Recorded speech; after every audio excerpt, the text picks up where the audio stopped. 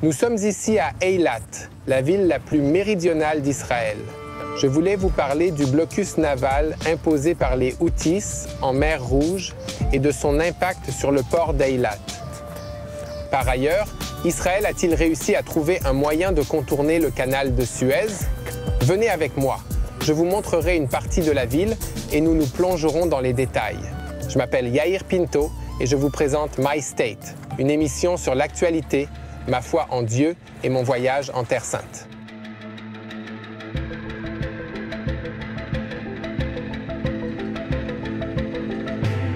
J'y suis arrivé en voiture, mais on peut aussi s'y rendre en avion. C'est la ville la plus au sud de l'État d'Israël et la seule qui longe la baie de la mer Rouge. La baie sert également de port et constitue une attraction touristique majeure pour les Israéliens, en partie à cause des boutiques hors taxes, qui en font une grande zone hors taxes sans l'aéroport. La ville se trouve dans le district sud de l'Arava et compte une population d'environ 53 600 habitants. La ville doit son nom à la ville biblique d'Eilat, également connue sous le nom d'Eilut, qui est mentionnée à plusieurs reprises dans la Bible. L'une des références se trouve dans Exode, lorsque les Israélites traversent la mer Rouge. Plus tard, avant que le Royaume-Uni divise le pays entre le Royaume d'Israël et le Royaume de Juda, Eilat est mentionné comme la base de la flotte commerciale du peuple hébreu. Aujourd'hui, c'est la 5e ville d'Israël en termes de juridiction.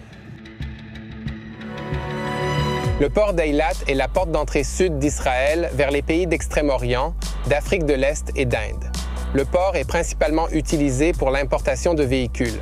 La dernière fois qu'un navire transportant des voitures est arrivé, c'était le 20 novembre de l'année dernière. En raison de la guerre, nous nous battons depuis le 7 octobre. Les données montrent qu'en janvier et février 2024, pas une seule voiture n'a été déchargée du port d'Eilat. Vous vous demandez pourquoi? À cause des Houthis. Le terrorisme maritime dans la région de la mer Rouge devient un défi considérable. Avant le début de la guerre, l'industrie mondiale du transport maritime considérait les Houthis comme une menace qui ne visait que les navires ayant des liens avec Israël.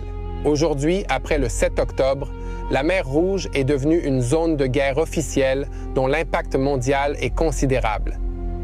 Dès que la zone a été classée comme dangereuse pour les navires marchands, les principales compagnies maritimes ont commencé à mettre en œuvre des plans d'urgence visant à minimiser les risques et ont annoncé, entre autres, l'annulation de toutes les cargaisons en route vers la mer Rouge.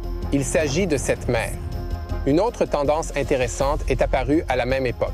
Plusieurs compagnies maritimes ont commencé à rayer Israël de la carte et à diriger les cargaisons destinées à Israël, y compris les véhicules, vers les ports voisins du Moyen-Orient.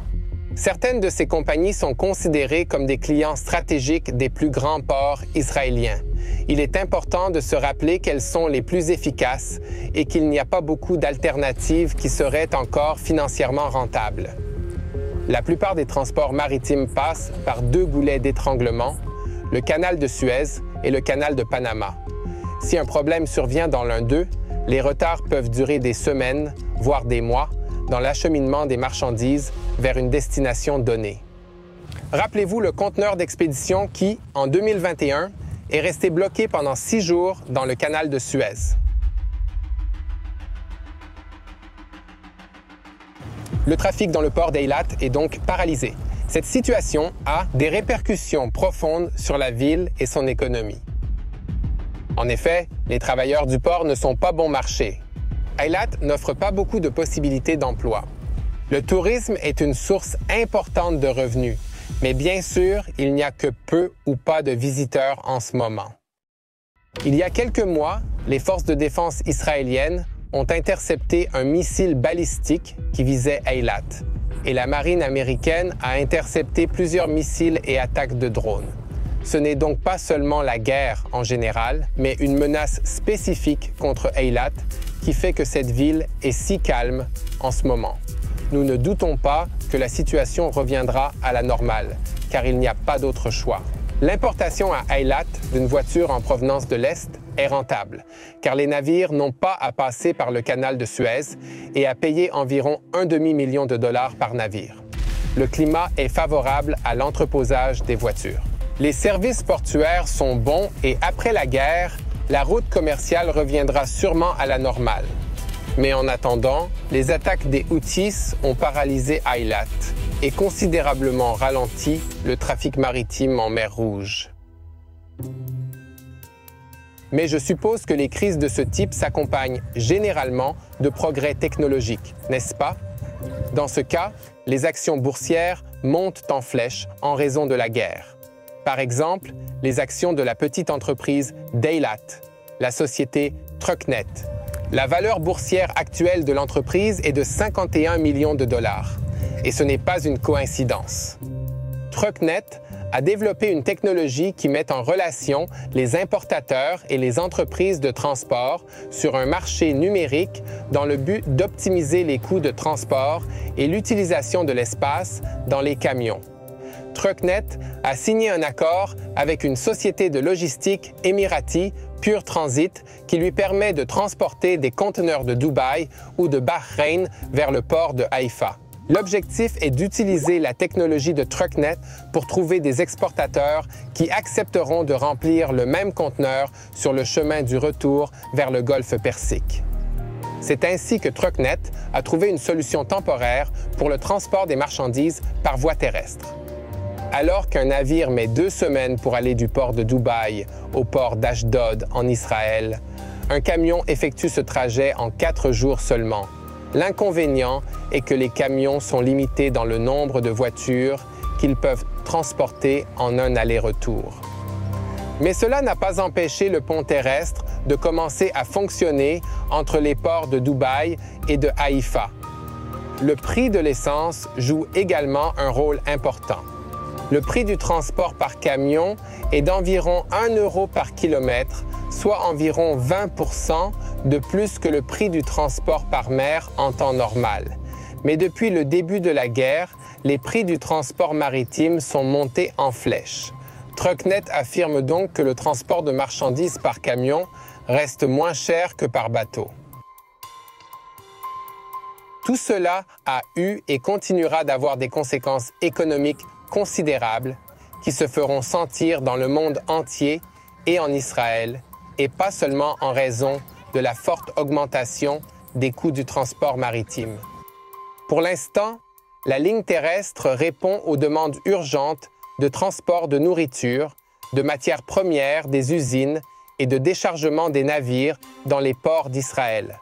En fait, Trucknet a commencé à travailler sur la route en question plus d'1 mois avant le début de la guerre, après la signature des accords d'Abraham.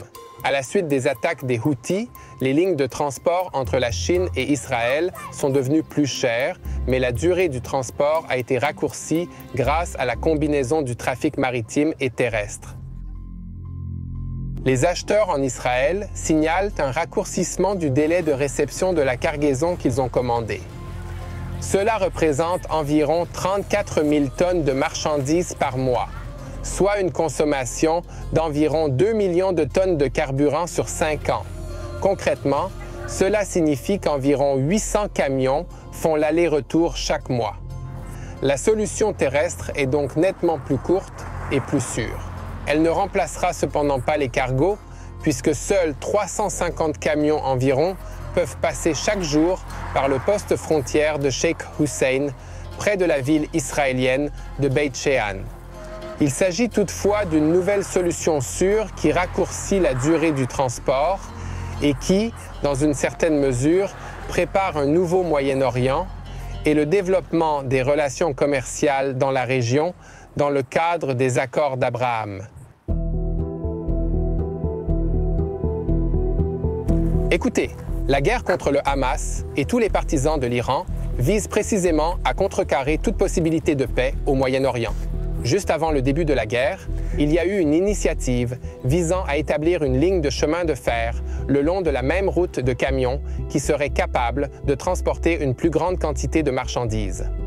Les États-Unis ont adopté cette initiative parce qu'elle nécessite un investissement de plusieurs milliards de dollars dans la construction de voies ferrées, principalement en Jordanie, et dans la connexion du système ferroviaire israélien à la Jordanie.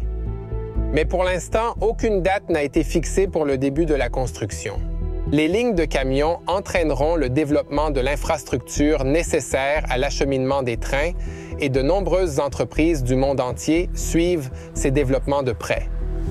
Apparemment, les esprits israéliens seront capables de surmonter ce problème à temps.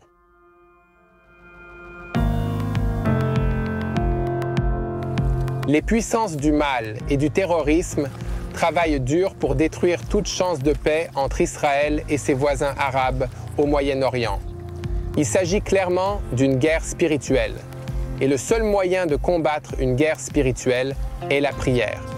Joignez-vous donc à nous dans la prière pour la paix à Jérusalem et dans toute la région, pour que l'amour de Dieu se répande et touche les cœurs de tous les peuples du Moyen-Orient.